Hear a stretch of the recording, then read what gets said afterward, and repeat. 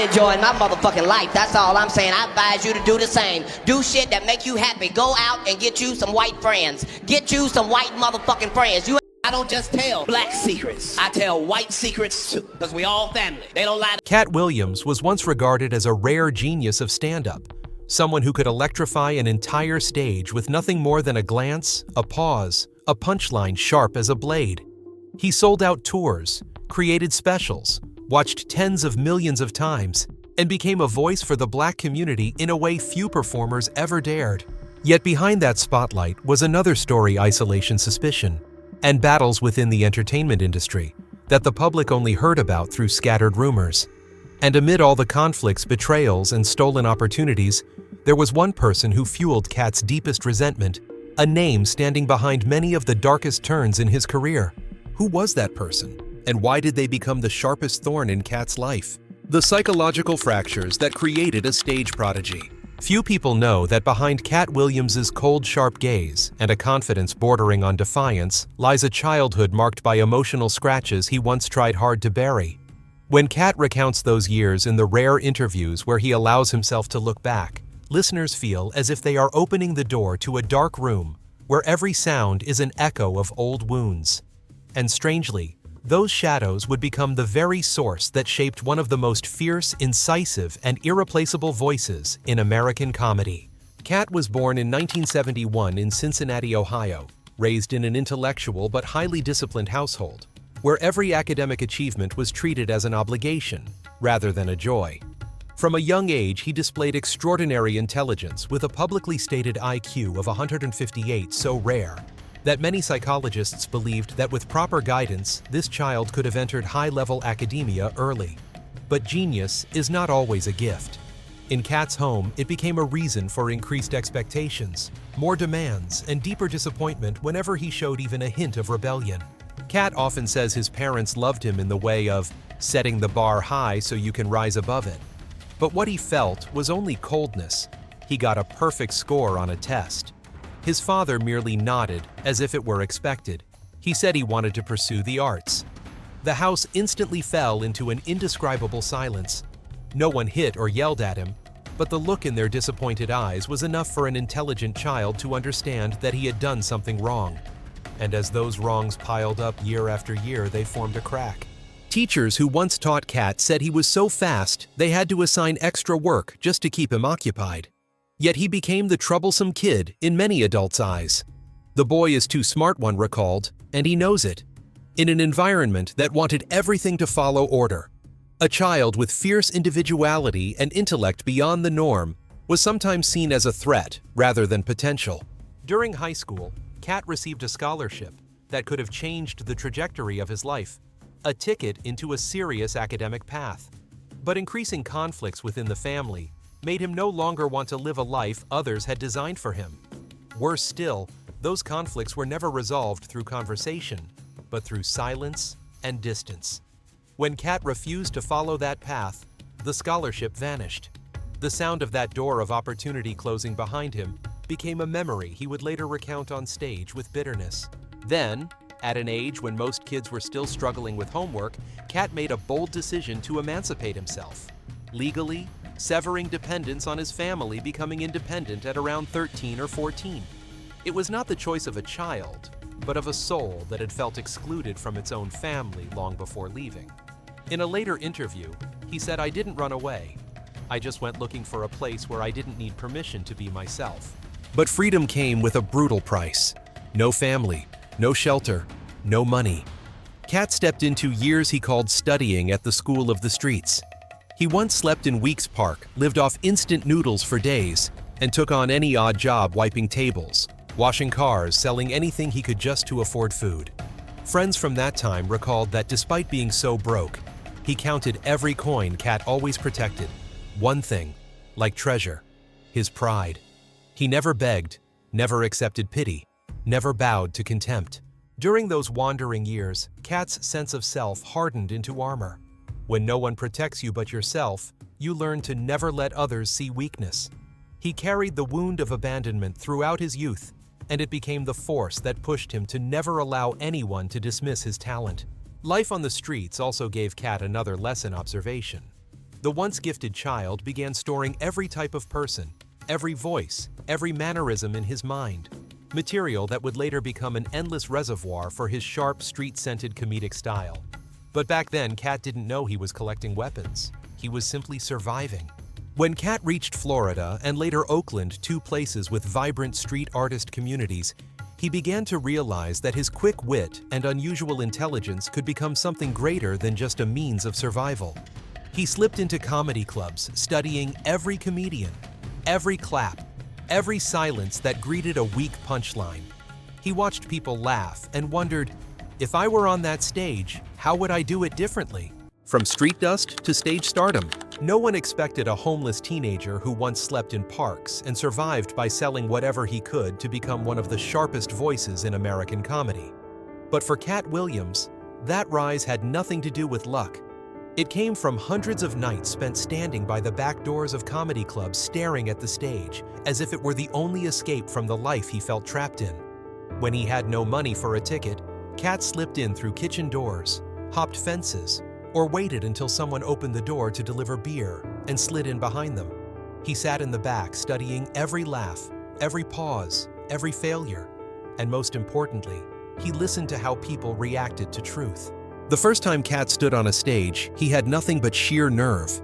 There was no grand introduction, no scheduled slot, just a random kid the club owner allowed to try for 5 minutes. But those 5 minutes made the whole room look at each other what had just happened. Katt didn't simply tell stories. He launched razor-sharp thoughts into people's minds, shifting volume, rhythm, and emotion in an instant. His small frame, just over 1.65 meters, suddenly became a weapon because he made people forget size and remember energy.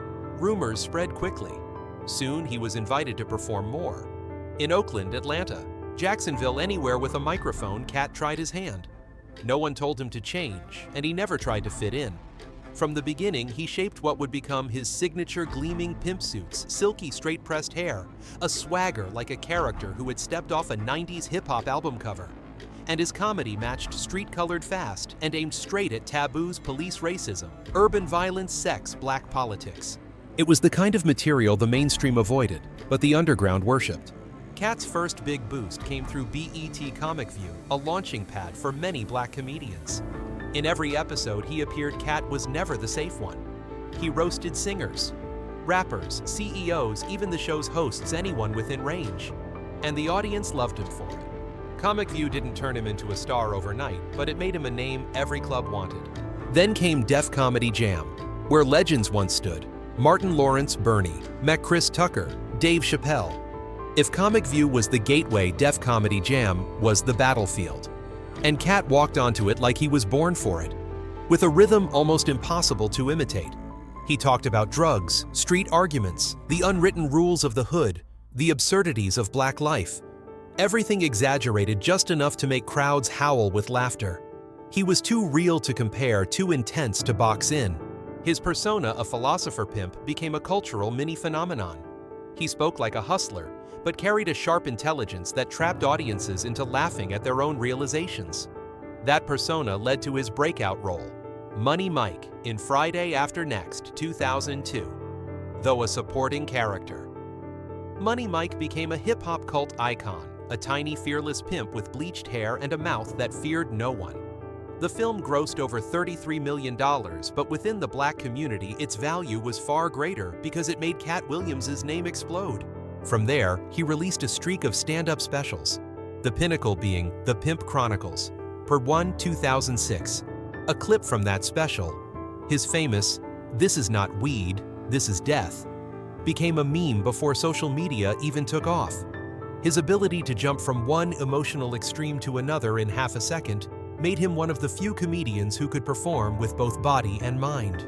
His next special, It's Pimpin' Pimpin' 2008, cemented his status as the man who told truth in ways no one else dared. And his 2007 tour sold over 2 million tickets, making him one of the highest-grossing stand-ups of the decade.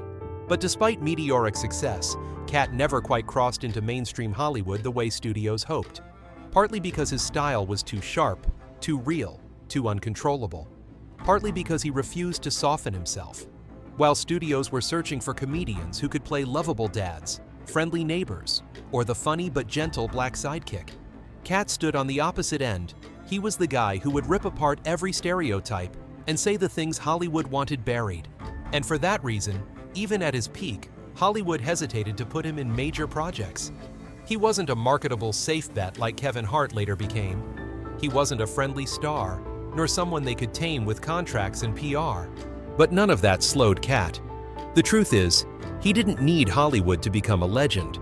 Each time he stepped on stage, each time he made audiences scream with laughter, each time he created a line that became cultural currency, he proved that his path wasn't an anomaly. It was a precedent. One Hollywood would eventually have to acknowledge, even if they never admitted it. Katt Williams didn't emerge from small clubs. He ignited from places no one paid attention to. From nights spent hiding behind kitchen doors. From street stories, he turned into artistic treasure. And that journey had only just begun to touch the light before the biggest storms of his life arrived. When your work is stolen, right before your eyes. Success didn't come to Katt Williams through open doors, but through cracks he had to pry open with his own fingernails. And for that reason, the moments when his work was taken from him, not because he lacked talent, but because people thought he was too small for anyone to care, became the deepest wounds of his career. Among all the stories Katt has told, none hurt him more than the joke theft tied to the name Cedric the Entertainer, one of the icons of the original Kings of Comedy. According to Katt, it was simple. Years earlier, Cedric attended a small show where Katt was trying out new material. Cedric complimented him afterward. Smart joke, good rhythm, sharp topic. For a young comedian who was still crashing on friends' couches, that praise felt like a blessing from a respected elder in the craft. And then Katt said he saw that very joke, almost unchanged, appear in the Kings of Comedy 2000, the film capturing the era's greatest black comedians. Katt recalled sitting in the theater watching the screen glow, only to hear his own joke echo through the speakers. But the man on stage wasn't him. The name receiving applause wasn't his. The spotlight was shining on someone else. If you've ever created something from your own blood, thought, and pain, you know that feeling like standing outside your own house, watching someone else live in it, and receiving the keys from the crowd. Katt didn't just lose a joke. He believed he lost a moment that could have elevated him into the ranks of the kings. In a profession where one unforgettable bit can change an entire life, that event felt like having the path to the throne stolen before he even set foot on the first step. Cedric later denied taking the joke. But for Katt, the truth wasn't in the explanation. It was in the feeling of being left behind. He said, "I wasn't too big for someone to steal from. I was just too small for them to think it mattered." And it didn't stop with Cedric. Katt's career later absorbed invisible and visible blows from colleagues he once tried to keep peace with. Some comedians called Katt difficult, unstable, out of control. Media outlets portrayed him as erratic, troubled, hard to work with.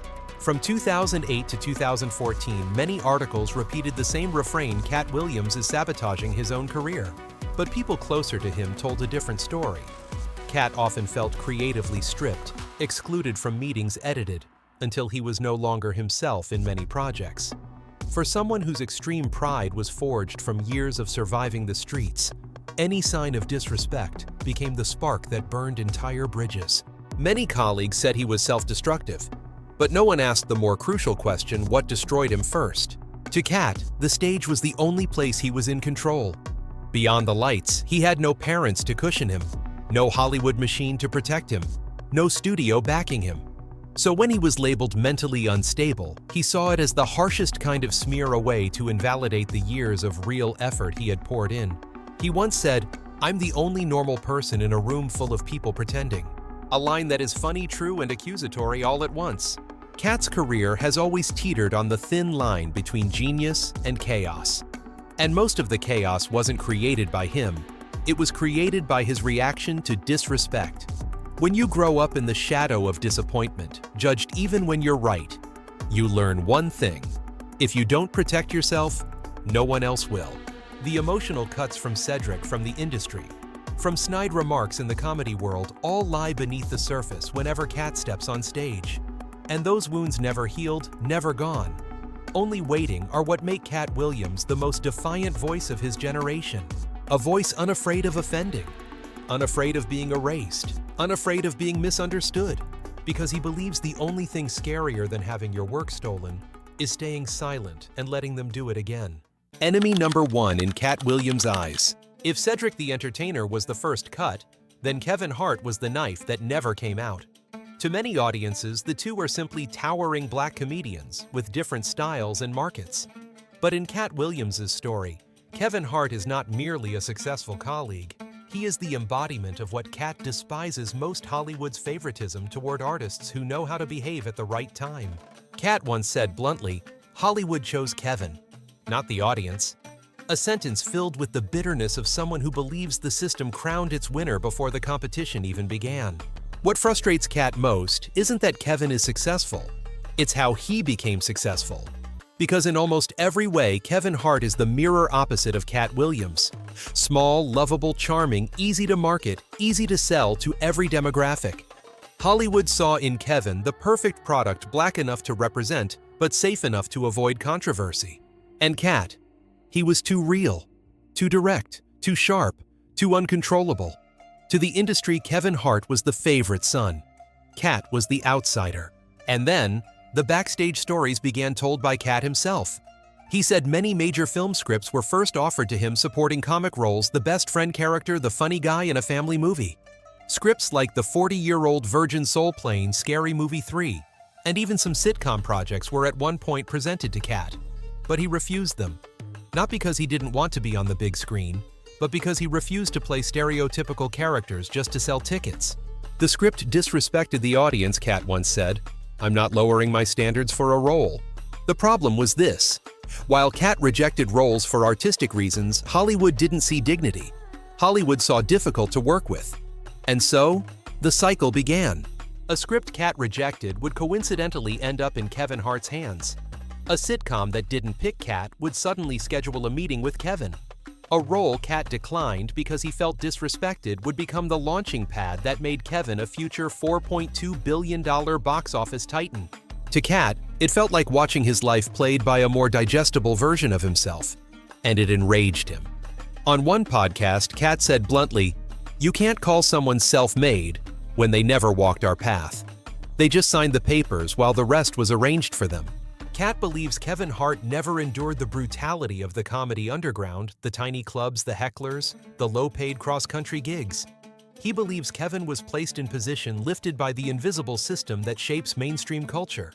And the bitterness only grew when the media began comparing Kevin to legends the next Eddie Murphy, the new face of black comedy.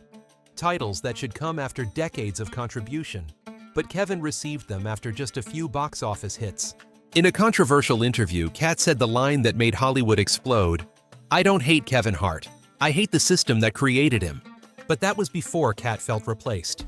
He believes that without the wound from Cedric, without the scandal-driven media frenzy, without Hollywood's manipulation, the top black box office comedian of the 2010s should have been him, not Kevin. "Kevin is the chosen one," Katt said, "and I'm the one who has to fight."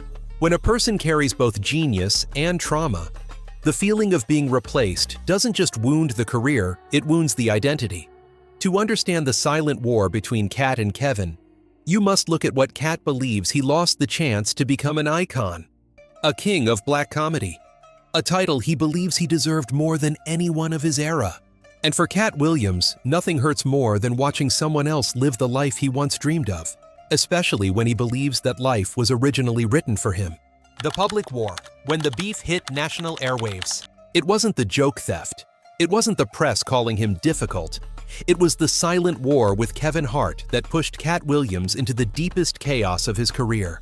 Everything ignited from a tiny spark, an interview that seemed harmless, in which Katt chose to criticize Tiffany Haddish, the breakout star of Girls Trip, heavily supported and uplifted by Kevin Hart. He didn't attack Tiffany's talent directly, but argued that she hadn't proven her stand-up ability, that she was chosen before she had work to show, and that Hollywood was engineering a formulaic version of success. Those words were like firing straight at Kevin's fortress. He had long seen himself as Tiffany's champion, as a positive voice creating opportunities for black artists. Kevin responded immediately, and not behind the scenes. He chose The Breakfast Club, the most influential morning talk show in America, as the battleground. From the very first minute, Kevin didn't use anger. He used disappointment, the emotion that cuts deeper than rage. He listed every major opportunity Katt had been given: mid-budget films, special deals tours with big marketing budgets. Yet according to Kevin, Katt ruined them by skipping interviews, arriving late, or refusing to cooperate with promotion teams. Kevin spoke slowly, almost as if reading a formal indictment. Nobody shut doors on you. You closed them yourself. The final question was the fatal blow. When are you going to look in the mirror and take responsibility? When are you going to stop blaming Hollywood? It was one of the rare moments in American comedy history where one entertainer exposed another on national broadcast, using facts, not feelings. And equally rare was seeing someone like Kevin, whose brand relied on being clean and friendly, lay out the complete history of a peer's failures. The impact was immediate within hours. Twitter and Instagram flooded with clips from the show. To many, this was the final verdict in a years-long debate that Katt Williams wasn't a victim of the system, but a victim of himself. But the story didn't end so neatly. The next day, Katt appeared on several shows, apologized to Tiffany Haddish, and admitted he had gone too far. He arrived at an Atlanta radio station with a large gift bag for Tiffany, hugged her on camera, a public attempt to cool the flames. For a moment, it seemed Katt truly wanted to end the feud. But anyone who had followed him long enough understood apologizing to Tiffany did not mean forgiving Kevin. In Katt's mind, Kevin had always been the symbol of the system, the man who benefited from doors. Katt believed he should have walked through first. The feud didn't cool, it merely went quiet. 3 years later, in 2024, during his appearance on the viral podcast Club Shay, Shannon Sharp's media juggernaut with tens of millions of views per episode, Katt finally did what everyone knew was inevitable. He reopened the entire conflict. No dodging, no softening. He laid out every detail he believed proved Kevin had been favored from scripts that were originally sent to him before being redirected to Kevin becoming the chosen face to bring black comedy into the mainstream. The tone wasn't explosive anger, but the cold calm of someone convinced he'd been shut out of the feast. Katt accused gatekeepers, power brokers in the industry of selecting Kevin as the representative for a safe version of black comedy. He claimed Kevin avoids confrontation, that Kevin knew the two of them needed a face-to-face conversation, but never showed up. Notably, Shannon Sharp didn't push back. He merely prompted Katt to elaborate, turning the entire interview into a kind of extended deposition never before seen in the media. The internet split into two camps. One side believed Katt was telling the hard truth, calling out Hollywood's long-standing favoritism, its preference for commercially safe representatives over raw, unfiltered talent. The other side believed Katt was using the past to excuse personal failures, and that Kevin Hart didn't deserve to be the target of his resentment. But whether people loved or hated him, no one could deny one thing.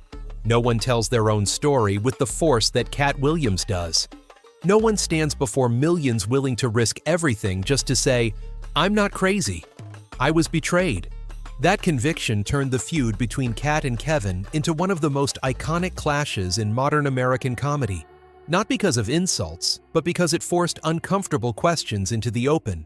Who really decides who gets to shine? Who is the victim? Who is the victor? And is today's winner triumphant because of talent or because of a system behind them? In that battlefield, the spotlight no longer shone on the laughter. It shone directly on wounds that had never healed. And that was the most painful part of all: self-destruction and exile from Hollywood. While the public feud was still simmering, Katt Williams's real life spiraled into a darkness that even those closest to him couldn't pull him out of. It was no longer about lost opportunities or being abandoned by the system. This era was marked by acts of self-destruction, public repeated and cascading like a chain reaction without breaks.